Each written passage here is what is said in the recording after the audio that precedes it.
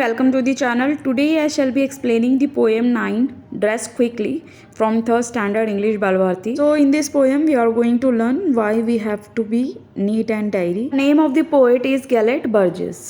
सो आपको स्क्रीन पर दो पिक्चर्स दिख रही हैं. एक पिक्चर में जो बॉय है वो हैप्पीली जो है अपना यूनिफॉर्म निकाल रहा है, ड्रेस निकाल रहा है. और सेकंड पिक्चर में जो एक बच्चा है, यहाँ पर पूरा मैस फैला हुआ है और जो बच्चा है उसको मतलब उसका जो फेस है वो अनहैप्पी है और वो कैसे उसको फाइंड आउट करने में अपना ड्रेस थोड़ा डिफ़िकल्टी हो रही है ना.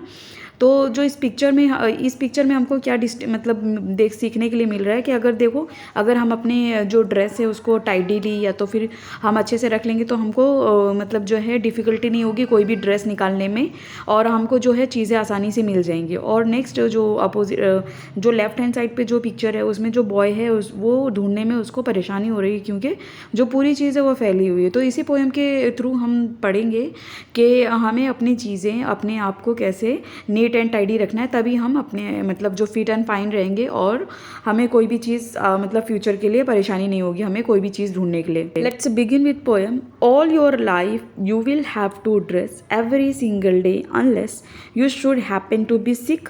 Y not learn to do it quick. तो इस पोइट क्या बताने चाह रहे हैं कि पूरी ज़िंदगी तो हमें क्या करना है, कपड़ा ही बदलना है. ठीक है, बाय बर्थ हम क्या करते हैं, अपने कपड़े चेंज करते रहते हैं. ठीक है, जब तक तुम बीमार ना पड़ो उससे पहले क्यों ना सीख लो मतलब उसकी trick and tips.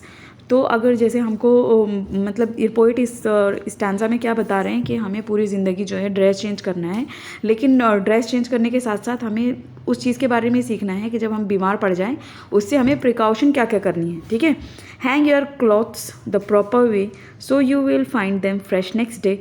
Treat them with a little care. Fold them neatly on a chair. Second stanza में क्या बता रहे हैं कि जो अपने कपड़े हैं उनको प्रॉपरली टांगो.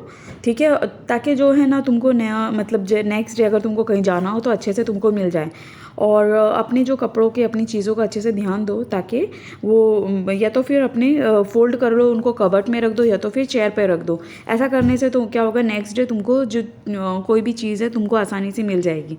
ठीक है, अगर तुम मैस फैलाओगे, तुम अगर स्कैटर करोगे पूरे सामान को इधर उधर फैलाओगे, तो तुम्हारे टॉयज़ हो गए, तो नोटबुक्स हो गई, तो ड्रेस हो गया, अगर तुम ऐसा स्कैटर करोगे हर जगह फैलाओगे ना तो तुमको क्या है, अगर बाद में तुमको चीज़ चाहिए रहेगी तो नहीं मिलेगा और वो चीज़ भी अच्छी नहीं लगेगी.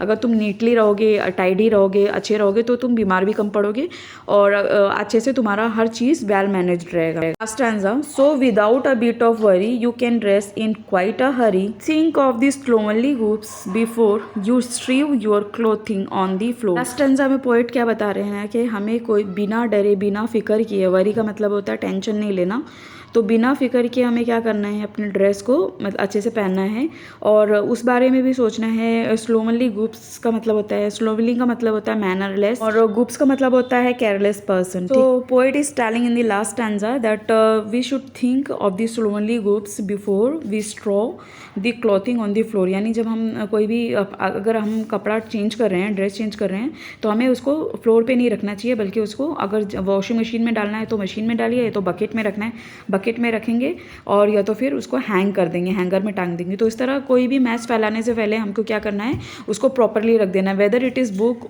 वेदर इट इज़ टॉयज, जो भी होना आपको उसको मैनरफुल रखना है. ठीक है स्टूडेंट्स, यहाँ पर आपको वर्ड स्टडी में देखो स्लोवनली का मीनिंग दिया है untidy, careless in dress and manners.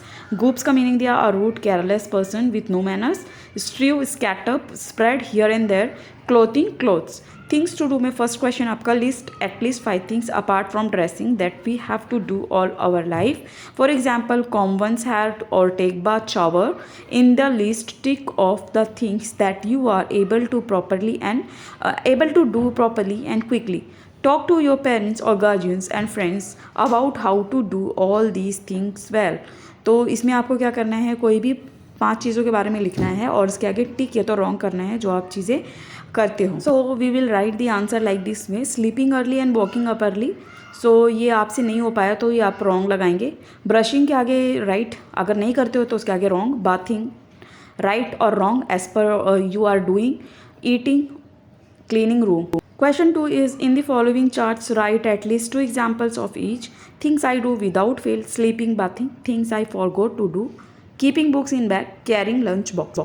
Next B, things I like to do: studying, cooking. Things I don't feel like doing: waking up early, eating spicy.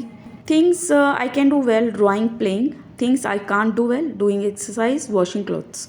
ठीक है, नेक्स्ट क्वेश्चन आपका question number 3. Read the following and circle the things that the groups would do.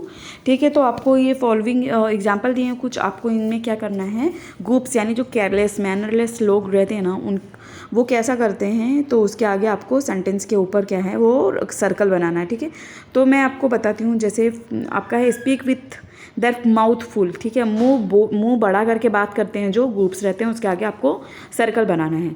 Cover their mouth when they sneeze. जब छींक आती है ना तो क्या करते हैं, मुंह को कवर करते हैं. तो सेकंड सेंटेंस में आपको यहाँ पर सर्कल नहीं करना है, क्योंकि जो ड्यूटीफुल और सिविलाइज्ड पर्सन होते हैं ना, वो लोग अपने फेस को कवर कर लेते हैं और ग्रुप्स नहीं करते हैं. जब स्नीज आती है तो हैंकी से मुंह को कवर करते हैं. Put muddy foot prints on the bed. जो पैर जो रहते हैं कीचड़ से भरे हुए बेड पर लेके आते हैं, ये ग्रुप्स करते हैं. इसके आगे आपको सर्कल करना है. Spit on the roads. Road पे थूकते हैं. Flush the toilet properly. Toilet को फ्लश करते हैं. Wipe dirty hands on their clothes. Dirty hands जो है वो अपने क्लोथ पे लगाते हैं, तो इसमें भी आपको सर्कल करना है. ठीक है, स्पिट ऑन दी रोड पे भी सर्कल करेंगे. Take their nose. अपने नाक में उंगली डालते हैं या तो नाक को पकड़ते हैं. ठीक है, तो ये भी आप सर्कल करेंगे इस पे. Switch off fans and lights while leaving a room. और जो है आप रूम छोड़ने से पहले लाइट और फैन बंद करते हैं. On the stairs. सीढ़ी पे खड़े हुए लोगों को धक्का देते हैं, तो ये ग्रुप्स करते हैं. तो ग्रुप्स जो ये वर्ड है ना, push people on their stairs, तो इसके आगे आपको सर्कल करना है. Wait in a queue. और लाइन में लगे रहते हैं. Use other people's things without their permission. लोगों की चीज़ें बिना पूछे लेते हैं, तो ग्रुप्स ऐसा कहते हैं. Throw garbage in a dustbin. और कचरे को कचरे के डब्बे में डालते हैं. नेक्स्ट क्वेश्चन आपका question number 4. Write the pairs of rhyming words you see at the end of the poem. For example, sick, quick. तो आंसर आपका dress, unless, care, chair, way, day, worry, hurry, before, floor. Last question is make a new words by adding ly to the following words. Then use the new words in your own sentences. Slow, nice, proper, loud, soft, clear, neat. Example, neat, neatly, right, neatly. तो जो है ना, इधर पे आपको slow दिया तो उसको स्लोली लिखना और उसको एक अपने वर्ड्स में भी यूज़ करना है. For example, I run slowly when I feel tired. So आपको मैंने स्क्रीन पर दिया, आप इसे कॉपी डाउन कर सकते हैं. And students, if you find this video is useful for you, then please subscribe and share with your classmates to.